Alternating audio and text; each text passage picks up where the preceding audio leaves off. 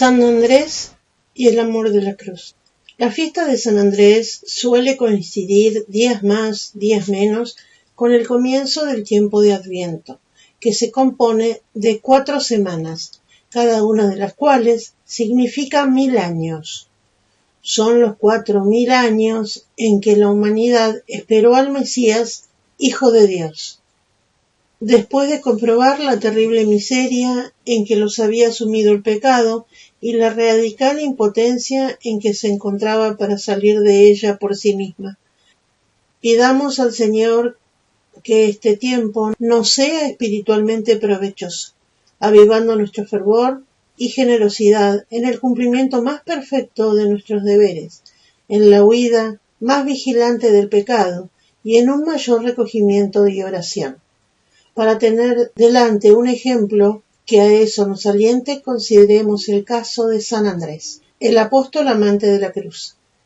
En este santo, en relación a la cruz, encontramos 3 etapas distintas que podemos comparar con lo que ha de suceder en cada uno de nosotros. Primero, la vida de San Andrés antes de la pasión del Señor. La primera etapa es la vida de San Andrés antes de la pasión de Jesús. Por los evangelios conocemos bastantes datos para hacernos una idea de lo que fue la vida de este apóstol en la primera etapa. Nacido en Betsaida, ciudad de Galilea, territorio de la tribu de Neftalí. Andrés era hermano de Simón Pedro y juntamente con él se había iniciado en el oficio de la pesca. Debió ser San Andrés un muchacho generoso y dócil, como lo vemos por la historia del Bautista. Cuando el precursor sale a predicar, su predicación llama la atención de Andrés, que se resuelve a seguirlo.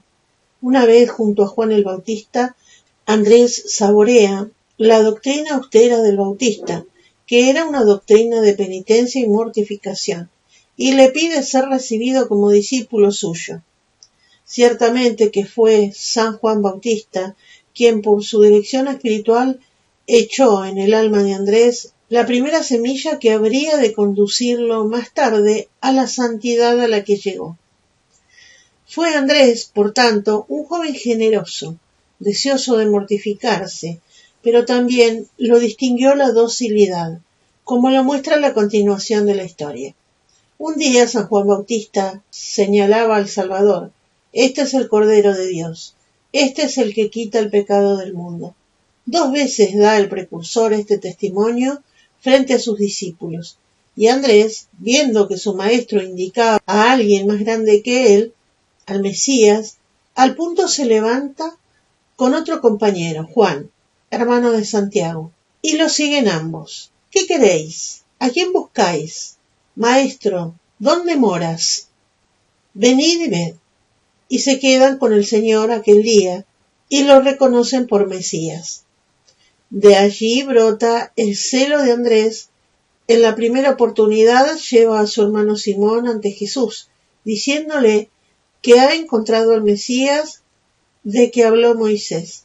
Ambos hermanos van a ser distinguidos por el Señor con el mismo regalo, la misma muerte, la muerte en cruz, a imitación suya. Un tiempo más tarde, nuestro Señor se digna llamar definitivamente a Pedro y a Andrés, y los incluye en el número de los 12. En sus instrucciones a los apóstoles, el Señor empieza a hablarles del misterio de la cruz, de la renuncia a sí mismo, de su muerte en Jerusalén, y los apóstoles, entre ellos Andrés, no entienden nada de este lenguaje. Segundo, vida de San Andrés desde la pasión del Señor hasta Pentecostés.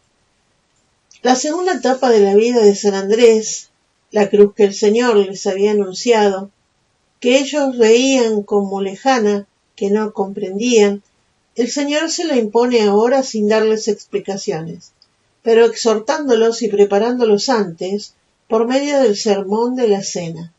El Señor es apresado, los apóstoles se escandalizan de ello, esto es, lo abandonan y se sumen en la mayor de las tristezas, incapaces de comprender el misterio de la cruz. ¡Qué días de sufrimiento para los apóstoles, los del triduo sacro! Pero cumpliendo sus promesas, el Señor resucita y se les aparece, y les muestra el resultado de la cruz. Poco a poco los apóstoles van comprendiendo. Por la cruz nuestro Señor ha redimido al mundo, ha vencido al demonio, ha merecido para las almas todas las gracias necesarias para salvarlas, ha fundado la Iglesia y a ellos les encarga perpetuar esta obra, continuando la misión redentora a través de los tiempos, ellos y sus sucesores. Puede ser que hasta la venida del Espíritu Santo Andrés y los demás apóstoles hayan seguido sin comprender el misterio de la cruz, al menos por carecer de la experiencia personal de la cruz, pero no podían dejar de ver sus frutos asombrosos. Tercera, vida de San Andrés desde Pentecostés hasta su muerte. En la tercera etapa de su vida, la relación de Andrés con la cruz cambia radicalmente. Ya no es la incomprensión de la cruz, ya no es sólo el ver sus frutos, es amarla ardientemente.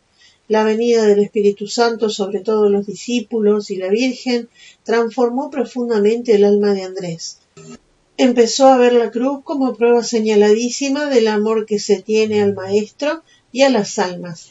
Comienza a predicar el misterio de Jesús y de Jesús crucificado, primero en Palestina, donde sufre reiteradas veces la prisión y malos tratos por parte del sumo sacerdote, según nos lo cuentan las actas de su vida. Luego, en el momento de la dispersión de los apóstoles, le cae en suerte a Andrés la evangelización de Escitia, del Epiro, de Macedonia y Acaya. Allí en Acaya, más precisamente en la ciudad de Patras, es donde el apóstol predica con más fruto, pero también atrayéndose la enemistad del gobernador Egeas, sumamente celoso del culto de los dioses del imperio, impedido por la predicación de Andrés. El brevario nos da cuenta del combate que tiene lugar entre estos dos hombres. Andrés se presenta ante Egeas para echarle en cara que impida la predicación del nombre de Jesucristo. Tú que has recibido el poder de juzgar a otros hombres, ¿no deberías reconocer a tu juez que está en el cielo, reconociéndolo y honrándolo? Abandona, pues, el impío y abominable culto de los ídolos, y acepta la fe en Jesucristo. A lo que contesta Egeas: ¿eres tú, Andrés, que hace profesión de destruir los templos de nuestros dioses y persuade a todo el mundo a esta nueva religión condenada y proscripta por el edicto de los emperadores? Andrés: estos edictos los publicaron porque no conocieron el gran misterio de la salvación de las almas, y como el Hijo de Dios vino a desarmar los demonios y a sacarlos de su esclavitud. Egeas: semejantes discursos no impidieron que tu Jesús fuera ignominiosamente crucificado por los judíos. Andrés: es cierto que Jesucristo fue clavado en una cruz, pero nada hay más noble y glorioso que esa cruz, en la que Él quiso salvarnos de nuestros pecados. Yo mismo escuché de sus labios repetidas veces las predicaciones de su muerte y las garantías que nos daba de que en su inmolación estaba contenida la salvación del mundo. Egeas: deja ya de publicar las glorias insensatas de la cruz y sacrifica a los dioses del imperio, si no, te haré clavar en la misma cruz que tanto alabas. Andrés: yo inmolo cada día a la majestad de Dios omnipotente, no toros ni machos cabríos, sino el Cordero Inmaculado, que después de haber sido comido por cada fiel, sigue estando entero y vivo. Este es el último sacrificio que conozco, por lo que no pienso sacrificar a tus dioses ni honrar por ellos a los demonios, y si amenazas con el suplicio de la cruz, sábete que ella es todo el objeto de mis deseos, y lejos de intimidarme, nunca estaré más contento que cuando me vea clavado en la cruz a imitación de mi Maestro. Egeas, airado por estas palabras, lo hace encerrar en la prisión, de donde el pueblo cristiano, muy numeroso e indignado contra Egeas, lo habría sacado, si el mismo Andrés no lo hubiese frenado y aplacado, rogándole que no le quitaran la gracia del martirio, y recordándole cómo el Salvador había sufrido pacientemente los sufrimientos de su pasión, sin defenderse ni permitir que lo defendieran. Y conjuró así a los cristianos a que su actitud no se transformara en sedición, sino que ellos mismos se prepararan al martirio. Viendo Egeas que Andrés había calmado al pueblo, lo convocó de nuevo a su tribunal, donde de nuevo lo intimidó a sacrificar a los dioses. Andrés se niega firmemente y por ese motivo Egeas lo condena, cumpliendo con su amenaza a morir en la cruz. Después de haberlo atormentado largamente en el potro, con qué acentos de amor recibió Andrés la cruz que le traían. Oh cruz, tanto tiempo deseada, ardientemente amada, cruz que de los miembros de Cristo, que en ti fue clavado, has recibido una belleza incomparable. Recíbeme ahora en tus brazos y devuélveme a mi Maestro, para que por ti me reciba quien en ti por mí quiso morir. Egeas, para prolongar el martirio de Andrés, en vez de clavarlo en la cruz, lo hizo atar solamente, por lo que Andrés se quedó 2 días colgado de ella, y desde ella predicaba al pueblo, que acudía a él y se indignaba de ver que se hubiera condenado a un hombre tan santo y piadoso.